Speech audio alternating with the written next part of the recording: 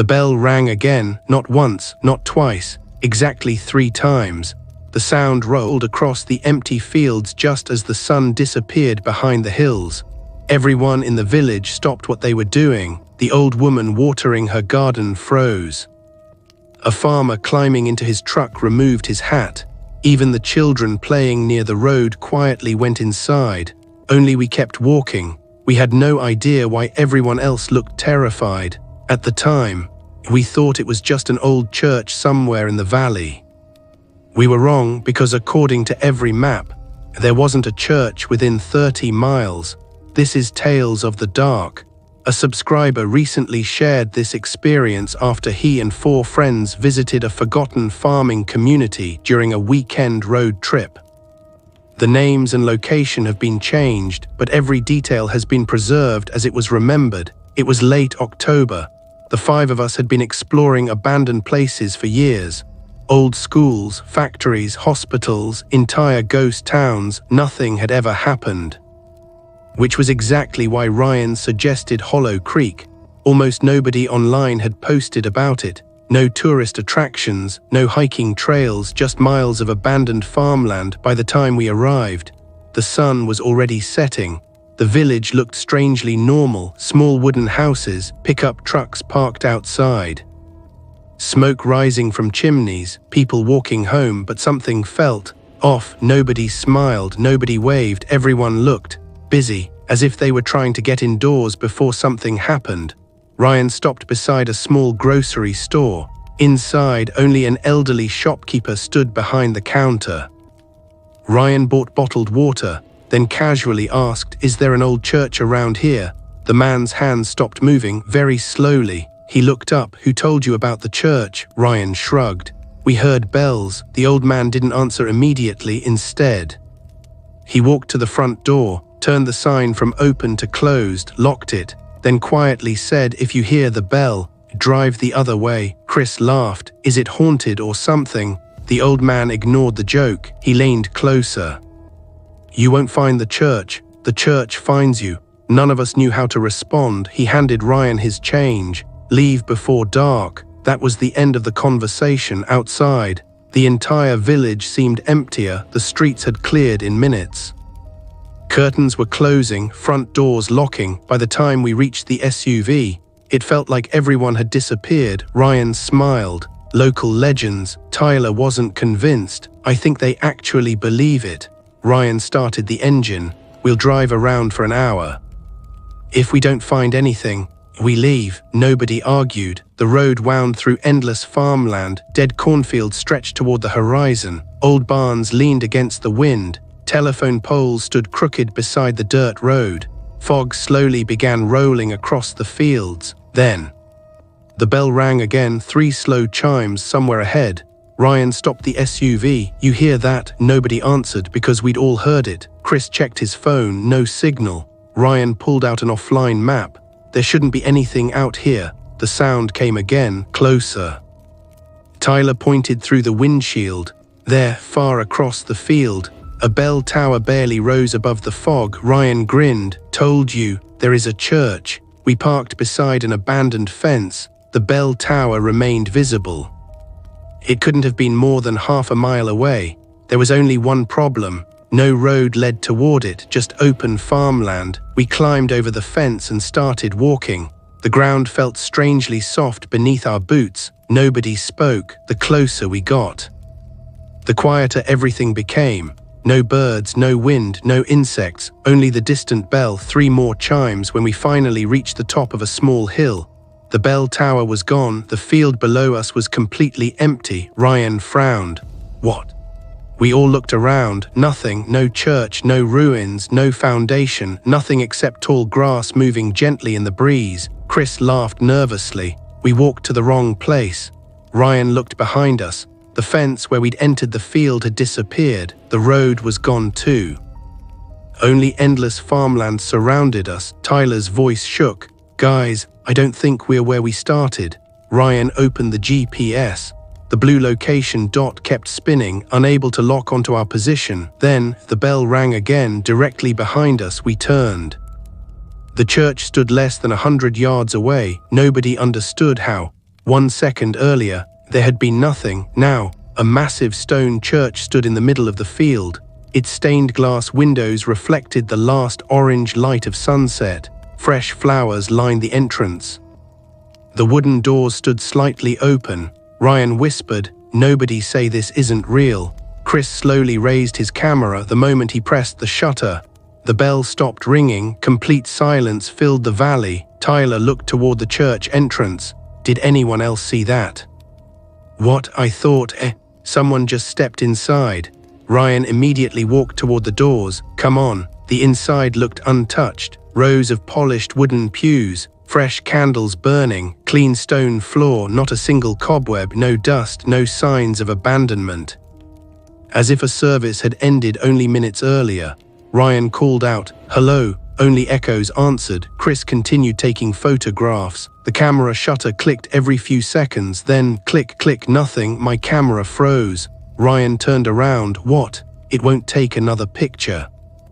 The display suddenly showed an error message. Storage full. Chris frowned. That's impossible. I emptied the card before we came. Ryan reached for the camera. I'll check. As soon as he touched it, every candle inside the church went out. Darkness swallowed the room. Then, from somewhere above them, the bell rang. 1, 2, 3, except this time, it wasn't outside, it was directly above their heads. And then, someone whispered from the last pew, "You're late." Nobody moved. The whisper had come from the last pew. Clear, calm, only 3 words, "You're late." Ryan immediately switched on his flashlight. The beam swept across every row. Empty, there wasn't a single person inside. Chris looked down at his camera. The screen had gone completely black. It died. The battery was full. Tyler grabbed Ryan's arm. "We're leaving." Nobody argued. We hurried toward the front doors. Ryan reached for the handle. It wouldn't move. He pulled harder. Nothing. The heavy wooden doors refused to open. They're stuck. Chris threw his shoulder against them. The church didn't even shake. Then, the bell rang again. 1, 2, 3. This time the sound didn't echo. It felt close, as if the bell wasn't in the tower anymore, as if it was somewhere inside the church. The candles suddenly reignited, one by one. Beginning near the altar, then the middle pews, finally, the last row, the same place where we'd heard the whisper. Ryan slowly turned his flashlight toward it. Someone was sitting there, an old man, black suit, hands folded, head lowered. None of us had heard him sit down. Nobody had seen him enter. He simply was there. Ryan forced himself to speak. "Sir, we are sorry. We thought this place was abandoned." The man didn't answer. He slowly lifted his head. His face looked completely ordinary. Grey hair, pale skin, kind eyes. But something about him felt wrong. He smiled. "Service has already begun." Tyler whispered, "We need to go." The old man nodded toward the front pew. "There are 5 seats waiting." Only then did we notice them, 5 empty spaces perfectly together. Every other pew was empty. Only those 5 places remained open. Chris quietly said, "Let's leave." The old man smiled again. "You've already arrived." Ryan finally forced the doors open. Cold air rushed inside. We ran. None of us looked back. We crossed the field as fast as we could. Within minutes, we reached the dirt road. Our SUV still sat exactly where we'd parked it. Ryan jumped behind the wheel. The engine started immediately. Nobody spoke during the drive. The church bell continued ringing behind us. Always 3 times, always the same distance away. No matter how far we drove, finally, after nearly 20 minutes, the sound stopped. Only then did Ryan pull over. Everyone sat in silence. Chris suddenly looked at his camera. It turned back on. The battery showed 100%. Ryan frowned. "What about the pictures?" Chris opened the gallery. There were only 12 photographs. Every picture taken outside the church remained. Every photograph from inside was gone, except one. The final image appeared blurred, dark, almost completely black. Ryan zoomed in. 5 people sat in the front pew, facing the altar. At first, we assumed they were strangers. Then Tyler quietly said, "That's us." Nobody answered, because it was. The clothes matched, the backpacks matched, even Ryan's red jacket. The photograph showed all 5 of us sitting exactly where the old man had pointed. The problem, None of us remembered sitting down. Chris checked the timestamp. The image had been taken 7 minutes before we entered the church. That wasn't possible. According to every other photograph, we hadn't even reached the building yet. Ryan tried to laugh. Camera glitch. Nobody believed him. A week later, I started researching Hollow Creek. Old newspapers, historical records, church archives. Eventually, I found one article from 1986. Its headline read, "Historic Hollow Creek Church Demolished After Structural Collapse."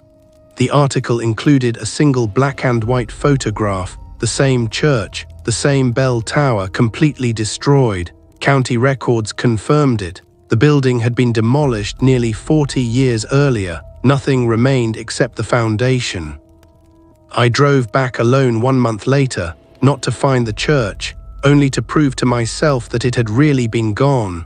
The farmer from the grocery store recognized me immediately. "You went?" I nodded. "There wasn't supposed to be a church." He stared through the windshield. "There isn't." I showed him the photograph.